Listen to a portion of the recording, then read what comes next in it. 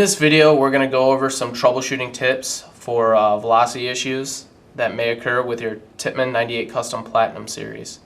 Some of the most common ones that we run across are either high velocity, low velocity, or inconsistent velocity. Usually the first thing that I always have people check is their air source. It's one of the most common things that can cause high or low velocity or inconsistent velocity.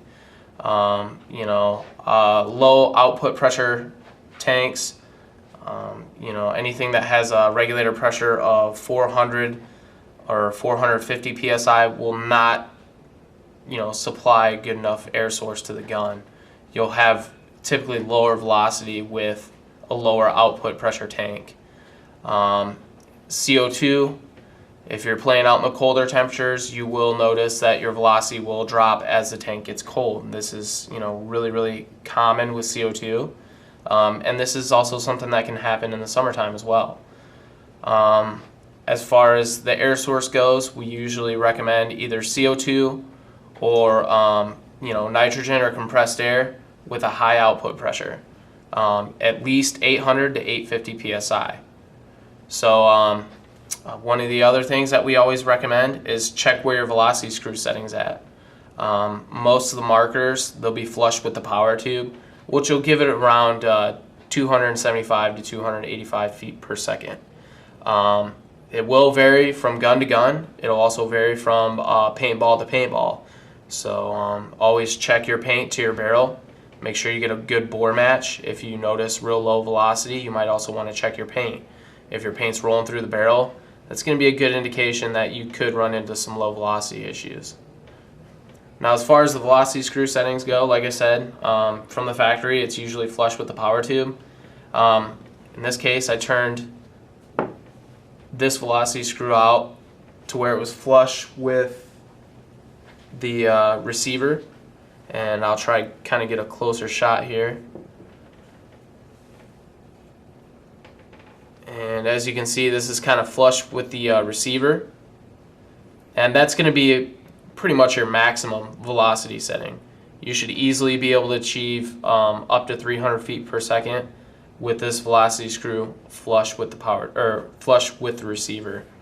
So that's the maximum. If you were to remove the velocity screw, it's not going to give you any more velocity. It's going to actually decrease your velocity because you will be losing air out through this port.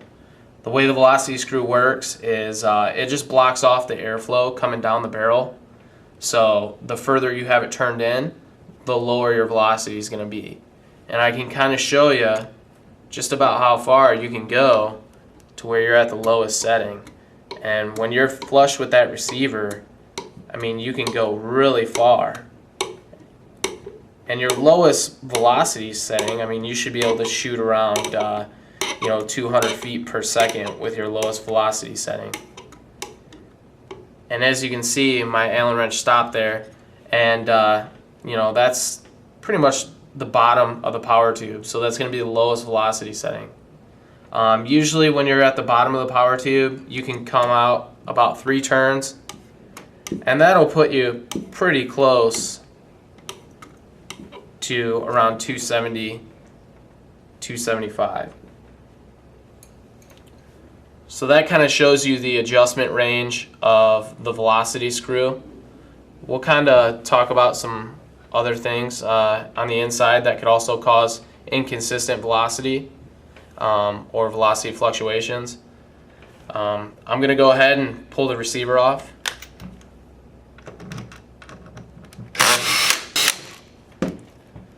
Now, this usually only applies to markers that are older. If you run into real low velocity or your velocity is really, fluctuating, one thing that you can always check is your drive spring. On a marker that's, 3 or 4 years old, that drive spring, it's going to compress, quite a bit over time. And, it's usually a good rule of thumb to replace it, maybe once a year. That's usually what I recommend. And, like I said, just doing it once a year, it's pretty good maintenance procedure. So we'll go ahead, we'll kind of talk about some other things in here. We'll remove our gas line.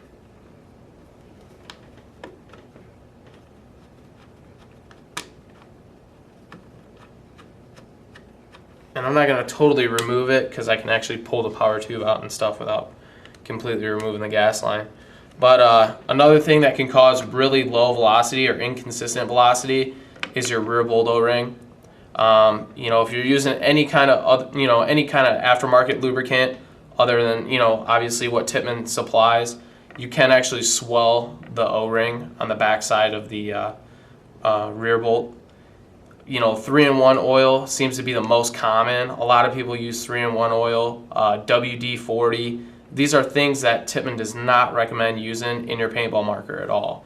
You know, most of these lubricants, they'll have some kind of solvent which will actually damage or swell the O-ring, and it won't allow it to enter the power tube to, you know, open up that valve completely. So, you know, one thing you can do just to kind of check that is just, you know, just kind of push it in that power tube, see how easy it slides in and out. So, I mean, this, you know, rear bolt O-ring looks really good.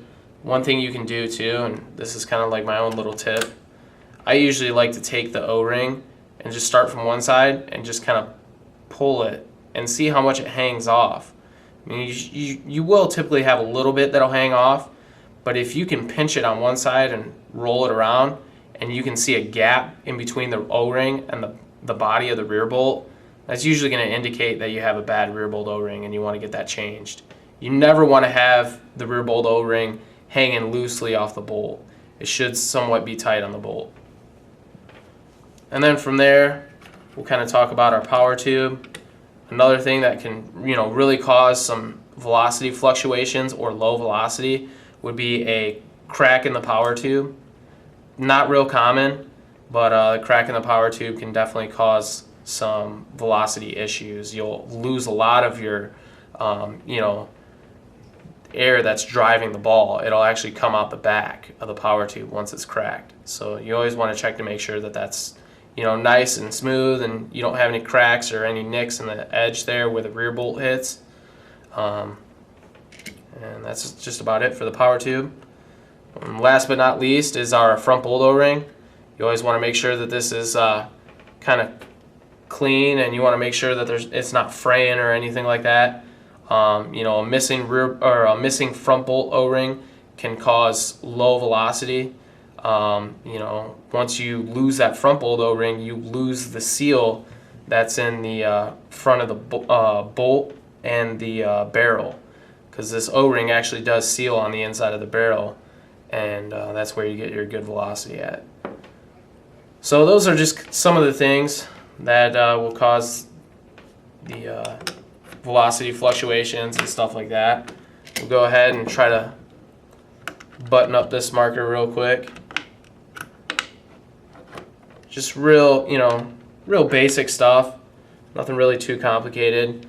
You know, one of the most common things too that'll cause low velocity is just overall having a dirty marker. You always want to make sure that your marker is, you know, free and clear of any kind of dirt, debris, sand, paint, anything like that. You want to make sure you keep out of your marker at all times. So, you know, just keeping a good clean gun, you know, you'll typically have good consistent velocity. So we'll go ahead and put our receiver back on.